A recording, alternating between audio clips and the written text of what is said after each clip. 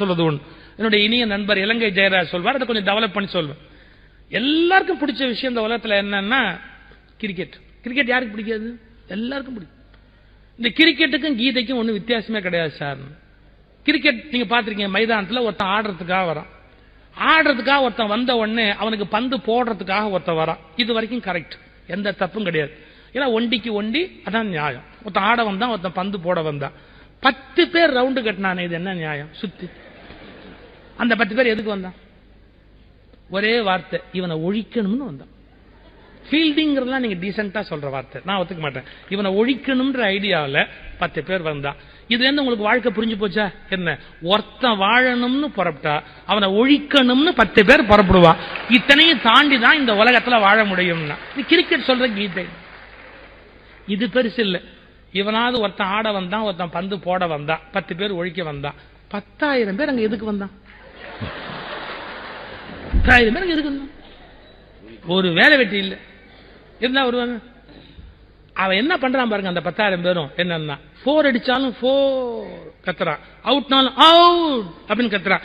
கத்தணும்ன்ற முடிவோடு இருக்கிறான். எதுக்கு என்னெல்லாம் கிடையாது. 4நாலும் ஒரு சத்தம் தான், அவுட்னாலும் ஒரு சத்தம் தான். இந்த பழைய சினிமா பாட்டு ஒண்ணு இருக்கு, வாழ்ந்தாலும் பேசும் தாழ்ந்தாலும் ஏசும் வையகம் இதுதானடா. இதுக்கு ஒரு அருமையான எக்ஸாம்பிள் அது. என்ன, 4 அடிச்சாலும் கைதட்டி வாழ்த்துறான், அவுட்னாலும் கைதட்டி அவன் பாட்டு கத்திக்கிட்டே இருக்கிறான். இதுல நாம ஒண்ணு கத்துக்கணும். என்ன, நாம இந்த உலகத்துல வாழ்ந்தாலும் நம்மளை பத்தி 10 பேர் பேசுவான், தாழ்ந்தாலும் நம்மளை பத்தி 10 பேர் பேசுவான். ஏன்னா என்ன பேசினாலும் அதை பத்தி கவலையே படக்கூடாது. இது 2வது மெசேஜ். அதுல 3வது ஒரு மெசேஜ் இருக்கு. என்ன, சரி ஆட வந்தா, அவன் பந்து போட வந்தா, திடீர்னு இந்த 10,000 பிசாசு எந்திரிச்சு ஒரு கத்து கத்தம், அவுட் அவுட்.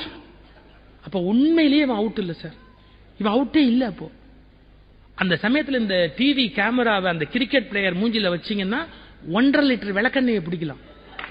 ஏன்னா அவன் அவுட் இல்லேன்னு அவனுக்கு தெரியும். ஒரு பையன் நம்ப மாட்டான். அவன் என்ன பண்ணுவான்? அந்த அம்பையர் கொடுக்கிற வரையில அவன் அப்படியே சோர்ந்து போய் நிற்பான். இந்த 10,000 பிசாசும் அவங்க சொத்தை கொள்ளையடிக்கிற மாதிரி அவுட் அவுட். கடைசியா அந்த அம்பையர் நாட் அவுட். அவன் ஒரே ஒரு ஆளு, நல்ல ஒருத்தர் இருப்பான் அம்பையர்ல, ஒரே ஒரு ஆளு. அவன் நாட் அவுட்னு கொடுத்த உடனே இந்த 10,000 பிசாசு அப்படியே புஷ். என்ன உண்மை விளங்குச்சுன்னா, வெரி சிம்பிள். அதாவது நியூமரிக்கல் ஸ்ட்ரெங்க்த்னு சொல்ற 10,000 எவ்வளவு பெரிய எண்ணிக்கை, நியூமரிக்கல் ஸ்ட்ரெங்க். அம்பையர்ங்கிறவன் யாரு? ஒத்த ஆளு. நியூமரிக்கலா கணக்கு பார்த்தா 1, அது 10,000. ஒரே ஒரு உண்மை என்னன்னா, அசத்தியத்தின் குரல் எண்ணிக்கையில் வலிமையாக இருந்தாலும் சத்தியத்தின் மெல்லிய ஒற்றை குரலுக்கு முன்பாக அசத்தியம் ஒடுங்கி உட்கார்ந்து விடுகிறது. அசத்தியத்தினுடைய குரல் வலிமையா இருந்தா கூட சத்தியத்தின் மெல்லிய ஒற்றை குரலுக்கு முன்பு அது எடுபடாது. பிரிட்டிஷ் கவர்மெண்ட்டை விட வலிமையான கவர்மெண்ட் உண்டா? ஆமா. மகாத்மா காந்தியை விட இந்த உலகத்துல எளிமையான ஒரு மனுஷன் உண்டா? இந்த உலகத்துல வேற யாருமே கிடையாது.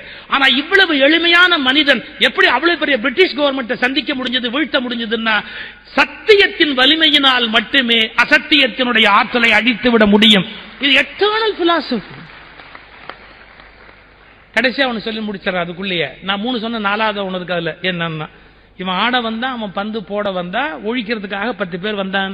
10 பேரும் அவசியமே கிடையாது. இவனை ஒழிக்கிறதுக்கு அந்த 10 பேரும் அவசியம் கிடையாது. யார் தெரியுமா?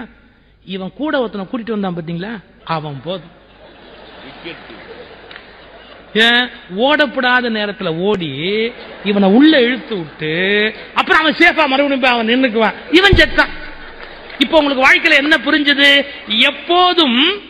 எப்போதும் எதிரிகள் தான் நம்மை வீழ்த்த வேண்டும் என்பதில்லை. பல சமயத்தில் நம்மவர்களே நம்மை வீழ்த்தி விடுவார்கள். அப்படிங்கிற மிகப்பெரிய வாழ்க்கை ரகசியத்தை கத்துக்கலாம். எல்லாத்த விட என்ன முக்கியம் தெரியுங்களா? ஒவ்வொரு பாலும் இவன் அவுட் ஆக்கணும் தான் வந்தது. ஒவ்வொரு பாலும் இவன் அவுட் ஆக்கணும் தான் வந்தது. அதை ப்ராப்பரா யூஸ் பண்ணதால தான் இவன் செஞ்சுரியை அடிச்சான்.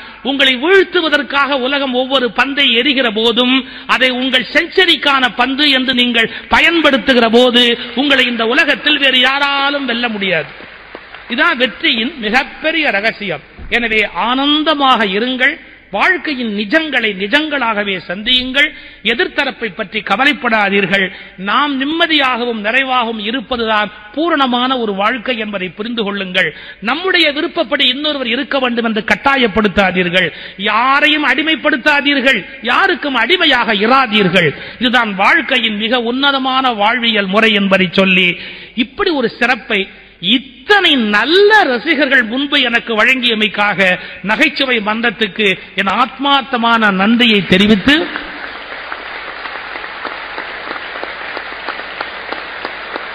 என் மிகுந்த மரியாதைக்குரிய ஐயா ஏவிஎம் சரவணன் அவர்கள், இனிய நண்பர் முரளி அவர்கள், போற்றுதலுக்குரிய பேராசிரியர் பாப்பையா அவர்கள், இப்படி உயர்ந்த சபையில் எனக்கு இந்த பெருமை கிடைத்தமை குறித்து என் தாய், என் தந்தை, என் பரம்பரை சார்பில் நன்றியும் வணக்கமும். நன்றி.